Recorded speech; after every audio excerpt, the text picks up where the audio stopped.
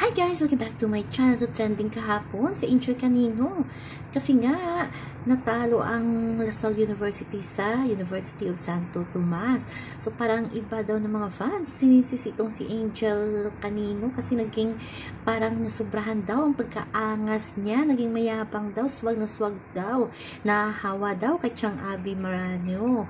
Ang iba naman, kinumpara siya kay Alyssa Valdez na kahit ilang beses daw matalo itong si Alyssa, hindi inakay at hindi nag-iiyak si Phenom kung natatalo ang kanilang team. Ito naman, balita namang nakipagsimpatya at umanga si Alyssa Valdez sa laro ng Lasal at saka Santo Tomas kahapon. Sabi nga ni Alyssa, napatweet si Alyssa na the game, the crowd. So parang naalala siguro ni Alyssa ang kanyang time.